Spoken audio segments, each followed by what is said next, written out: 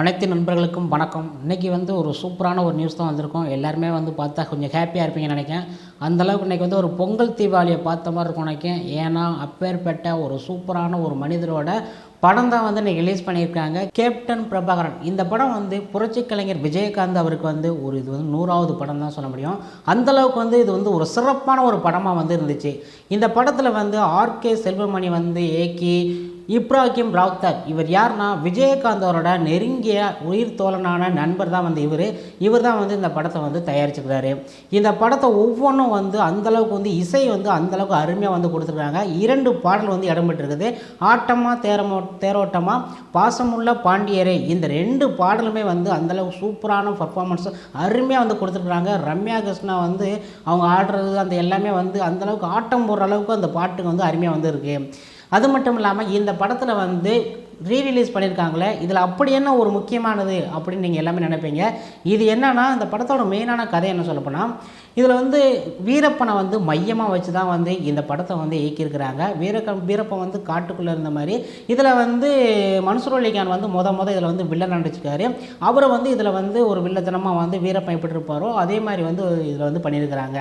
இதில் ஸ்டார்டிங்லேயே இந்த படம் இன்றைக்கி ரிலீஸ் ஆகி காலை 9 மணிக்கெலாம் கமலா தேட்டரில் ரிலீஸ் ஆகி ஹவுஸ்ஃபுல்லாகிடுச்சு. இன்னும் வரைக்கும் ரசிகர்கள் கூட்டம் அந்தளவுக்கு இருக்குது.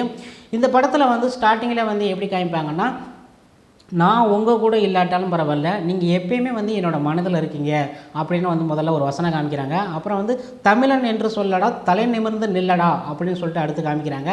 அதுக்கடுத்து ஒரு சூப்பரான ஒன்று என்ன போட்டிருக்காங்கன்னா, தாயில்லாத எனக்கு தாயாக இருந்து திரையுலக வாழ்ல இன்ன வரைக்கும் நிலைக்கு வச்ச தாய்மார்களுக்கும், அடுத்து என் அண்ணனாக நினச்ச அன்பு சகோதரிகளுக்கும், என்னை உயிராக நினச்சி எனக்கு இன்னும் வாழ்ந்து உயிராக நினச்சிக்கிட்டு இருக்கிற என்னோட மன்றத்து சகோதரர்களுக்கும் என்னுடைய நன்றிகள் அப்படின்னு சொல்லியிருக்காங்க. அப்புறம் திரையுலகில் உள்ள அனைவருக்குமே நன்றி சொல்லியிருக்காங்க.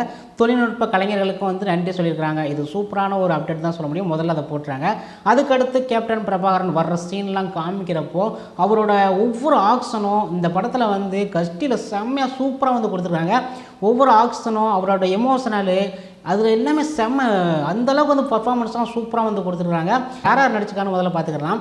இதில் சரத்குமார், ரூபினி, லிவிங்ஸ்டனு, மன்சூர் அலிகான் மற்றும் ரம்யா கிருஷ்ணன் இவங்க எல்லாமே நடிச்சிருக்காங்க. கூடவே நம்ம தலைவர் கேப்டன் விஜயகாந்த் அவர் நடிச்சுக்கிறாங்க. இந்த படத்தில் ஸ்டார்டிங்கிலே சரத்குமார் விஜயகாந்தோட நண்பராக இருப்பார். அவர் இங்கே ஒரு இந்த காட்டில் உள்ள தீவிரவாதிகள்லாம் கண்டுபிடிக்கிறது வர்றப்போ இங்கே சில அதிகாரிகள் சூழ்ச்சியால் சரத்குமார் உள்ளே மாட்டிக்கிட்டு சரத்குமாரை கொன்றுவாங்க. இதை கொன்னது யார் அப்படின்னு சொல்லிட்டு கண்டுபிடிக்கிறது பழிவாங்கத்தான் நம்ம கேப்டன் விஜயகாந்த் அங்கேருந்து இங்கே களத்தில் இறங்குறாரு. அதுக்கடுத்து என்னென்னலாம் பண்ணுறாரு அப்படிங்கிறது அந்த படத்தோட மெயினான ஒரு இதே. ஒரு படத்தில் அது ஒவ்வொன்றும் அந்தளவுக்கு ஆக்ஷனாகவும் சூப்பராக அருமையாக கொடுத்துருக்காரு. அது மட்டும் இல்லாமல் மன்சூர் அலிகான் இந்த படத்தில் வில்லத்தனத்தில் மிரட்டி எடுத்துருக்காரு.